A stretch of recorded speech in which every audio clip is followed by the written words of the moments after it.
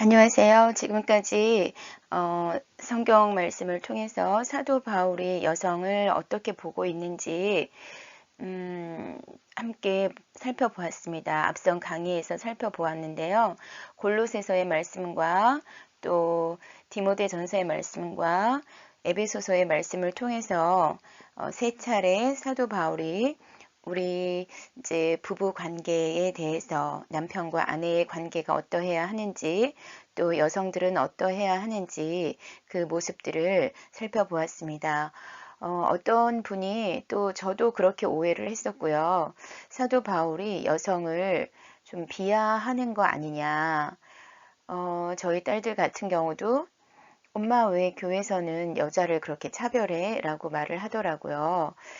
그런데 말씀을 통독을 하고 또 원어의 뜻을 찾아서 읽다 보니까 결코 그런 게 아니더라고요. 저희들이 잘못 이해를 했고 따라서 오해를 했었습니다. 그래서 말씀을 제대로 이제 말씀대로 보는 것이 중요하다는 생각이 들어요. 저희 나라는 오랫동안 유교적인 사상 속에서 살았기 때문에 이런 모습들을 해석을 할 때도 그런 가치관들이 많이 들어가 있는 것 같아요. 그래서 저는 여자의 눈으로 잘못된 것들은 또 바로 잡아야 하고 이제 하나님께서 말씀하신 우리 여성의 모습이 어떤가, 또 사도 바울이 또 계시를 받아서 쓴 이런 여성의 모습들이 어떤가를 살펴봤을 때 사도 바울이 여성을 비하하는 것은 결코 아니었습니다. 앞에서도 살펴보았지만 다시 한번 말씀들을 보겠습니다. 5월 가정의 달이 되면 자주 등장하는 본문이 있습니다.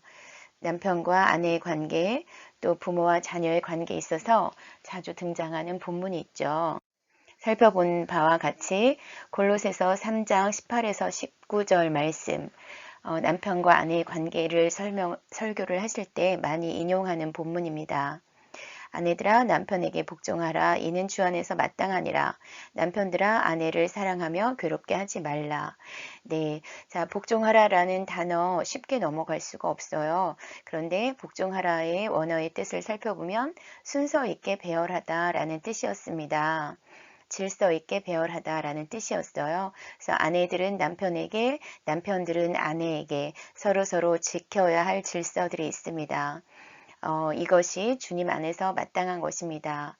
그리고 남편들은 아내를 사랑하는데 이 사랑은 예수님이 교회를 사랑하시는 것처럼 예수님이 우리를 사랑해서 예수님의 몸을 주셨던 것처럼 그 몸과 살과 피를 다 쏟아서 우리를 구원해 주셨던 그 사랑입니다. 아가페 사랑입니다.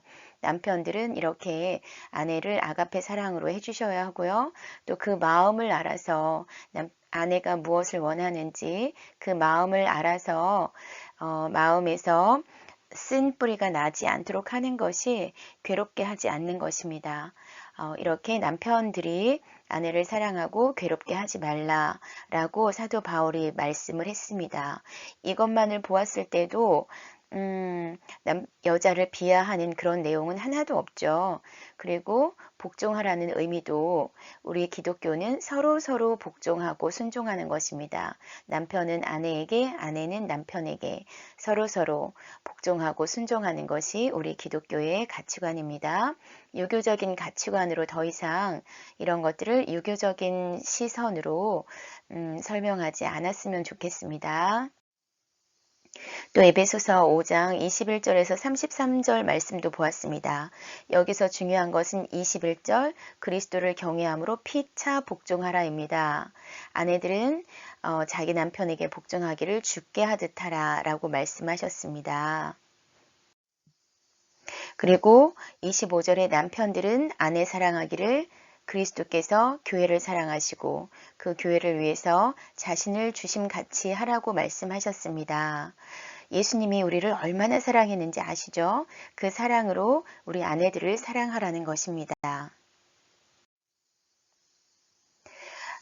여기서 중요한 것은 33절입니다. 그러나 너희도 각각 자기의 아내 사랑하기를 자신같이 하고 아내도 자기 남편을 존경하라 라고 말씀을 하고 있습니다. 또 29절에 보면 자기 육체를 양육하는 것처럼 그렇게 아내를 사랑하라 라고 말씀을 하고 있습니다. 예수님과 교회의 관계, 그것이 남편과 아내의 관계입니다.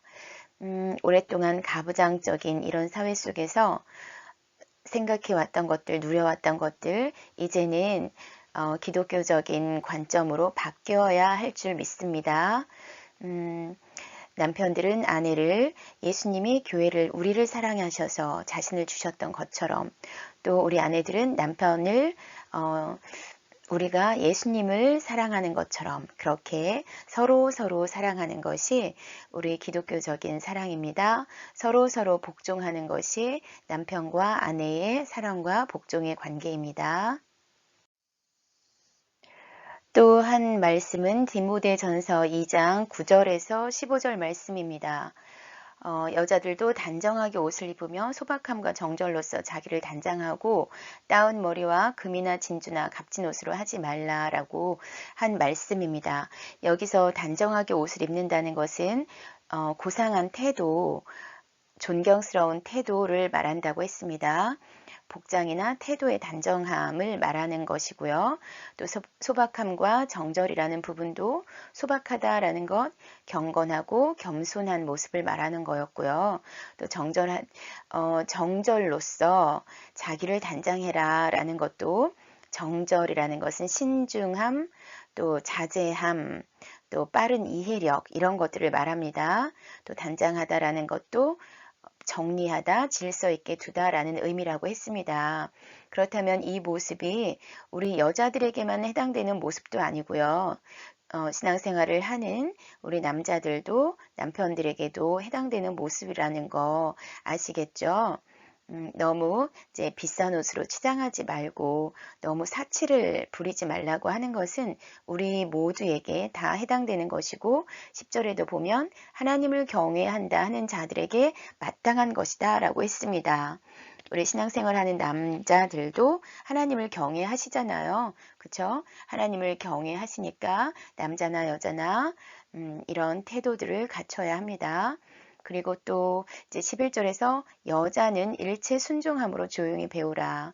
여자가 가르치는 것, 남자를 주관하는 것 허락하지 아니하노니 오직 조용할지니라 라고 말씀을 했습니다.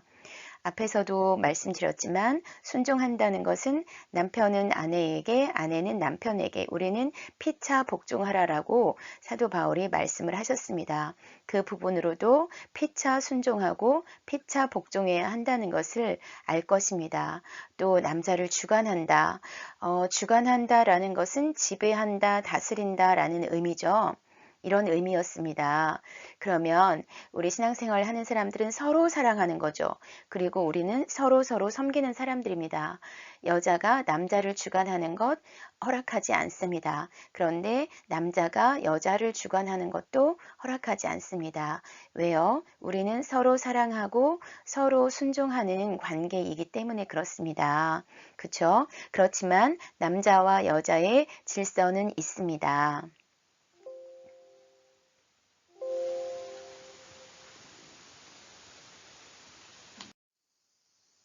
남자와 여자의 질서라는 것은 아담이 먼저 지음을 받고 또 하와가 그 후며 아담이 속은 것이 아니고 여자가 속아 죄에 빠졌기 때문이다 라고 말씀을 합니다.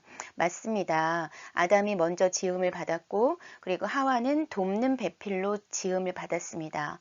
누군가를 돕기 위해서는 여러분 어떤 사람에게 도움을 요청을 하십니까?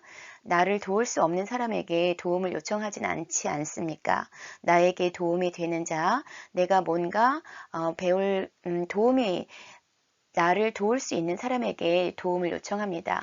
여자는 그렇게 돕는 배필로 지어졌습니다.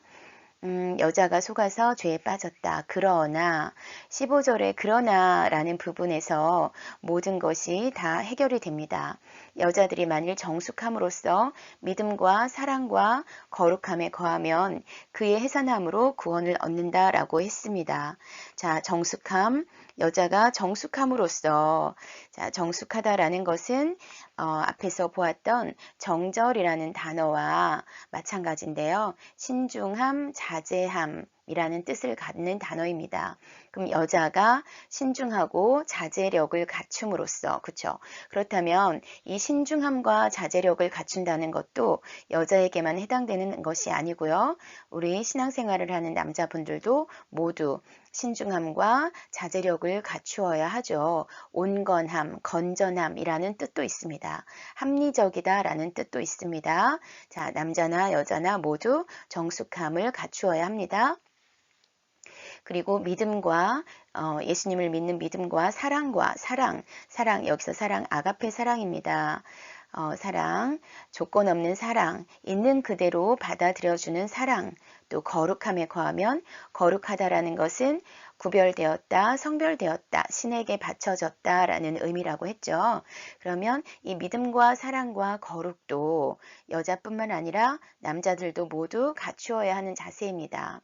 이렇게 거하면 그의 해산함이 얼마나 고통스럽습니까? 우리가 고난을 겪지 않습니까? 이렇게 고통과 고난을 겪고 이런 것들을 이겨냄으로써 구원을 얻는다라고 말씀하십니다.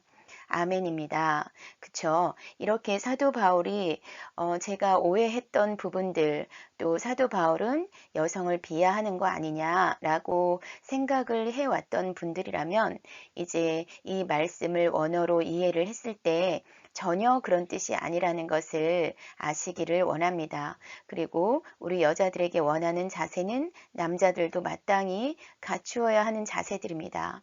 저는 교회 안에서 전도사로서 사역을 하면서 교회 안에 유교적인 모습들이 너무나 많다라는 것에 마음이 아팠습니다.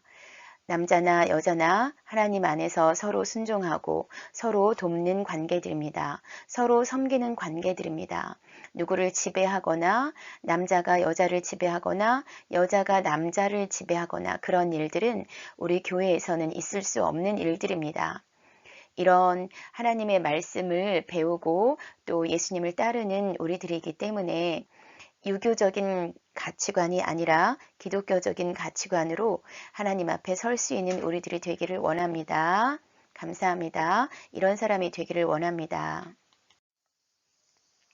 그래서 혹시나 사도 바울이 여성을 비하한다라고 생각했던 분이 있다면 이 시간에 이 말씀들을 원어로 풀이하면서 다시 한번 들어보시면서 그 생각을 고치시기를 원합니다. 사도 바울은 절대로 여성을 비하하지 않았습니다. 이렇게 받아들였다면 전달하는 말이나 또 받아들이는 우리의 마음이나 옳지 않았을 것 같습니다. 자, 하나님의 말씀을 있는 그대로 보아서 우리 모두 행복한 부부가 되고 행복한 가정을 이루는 우리들이 되기를 원합니다. 감사합니다. 기도하시겠습니다. 하나님 감사합니다. 사도 바울에 대해서 오해했던 부분들, 또 말씀을 읽으면서 오해했던 부분들이 이제는 고쳐지기를 원합니다. 그리고 하나님께서 원하시는 행복한 가정을 이루기를 원하고 하나님께서 원하시는 행복한 부부가 되기를 원합니다. 하나님 서로 사랑하며 서로 섬기며 서로 존중하며 서로 존경하며 또 사치를 부리지 않으며 이렇게 우리가 갖추어야 할 마땅한 자세들을 남편이나 아내나 남자나 여자나 마땅한 자세들을 갖출 수 있도록 도와주시옵소서.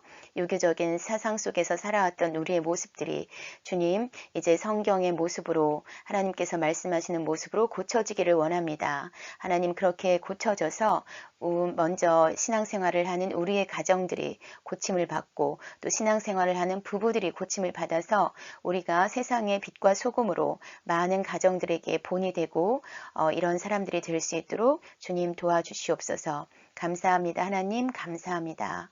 예수 그리스도의 이름으로 기도드립니다. 아멘. 감사합니다.